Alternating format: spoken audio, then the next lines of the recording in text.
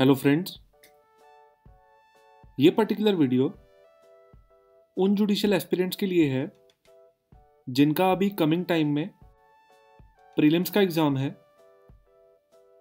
और वो थोड़ा कंफ्यूज हैं कि इतने कम समय में पूरे सिलेबस को रिवाइज करना और प्रोविजंस को याद रखना कैसे पॉसिबल है। बड़ा इजीली एग्ज़ाम को अटेम्प्ट कर पाएंगे और कुछ और चीज़ों के बारे में फोकस करूँगा जो कि आपको कन्फ्यूजन मोड पे ले आती हैं। इस वीडियो को देखने के बाद आपको काफ़ी रिलीफ फील होगा रिगार्डिंग द एग्ज़ाम स्ट्रेस और आप इजीली जो पर्टिकुलर एग्ज़ाम है अपनी स्टेट का उस पर फोकस कर पाएंगे from the point of view of judicial examination. चलिए स्टार्ट करते हैं।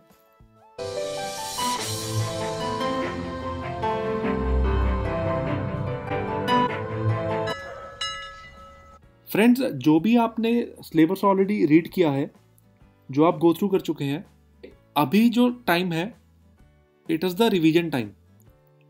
और प्रीलिम्स में कुछ ऐसा सिस्टम है कि आपको उन प्रोविजंस का एक बार ओवरव्यू पता होना चाहिए, कौन सी चीज़ कहाँ पे कवर्ड है।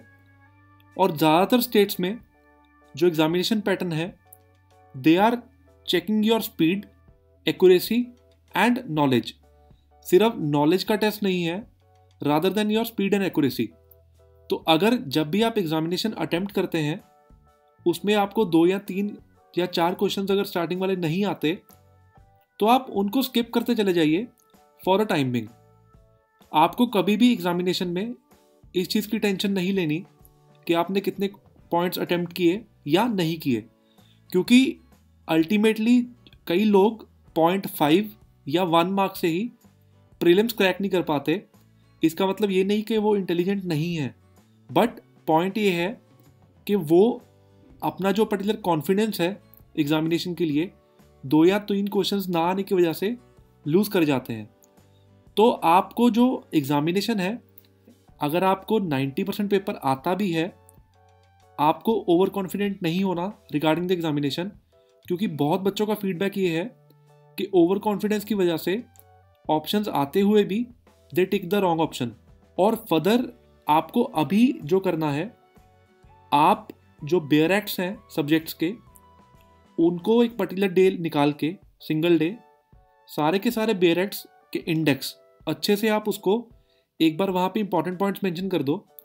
और एग्जामिनेशन डे के एक दिन पहले 8-10 घंटे पहले आपको कुछ भी स्टडी नहीं करना, बिकॉज आप काफ़ी कुछ पढ़ चुके हैं और एंड मोमेंट पे अगर आप और चीज़ें सीखने की कोशिश करेंगे और कन्फ्यूजन क्रिएट होगा।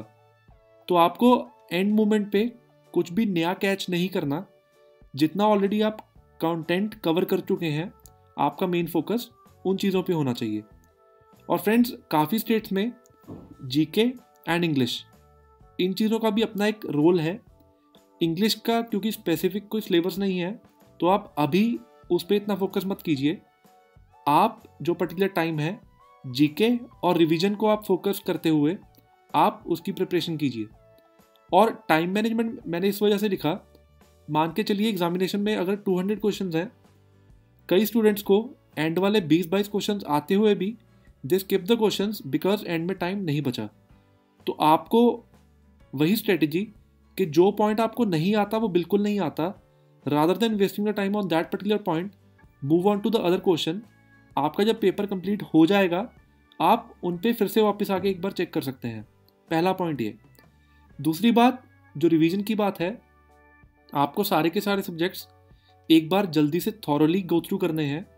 और दूसरा, एग्जामिनेशन डे के 1 या 2 दिन पहले, ताकि ज़्यादा टाइम ना वेस्ट हो, बेयर एक्ट इंडेक्स पे आप उन चीज़ों को मार्क कर लो।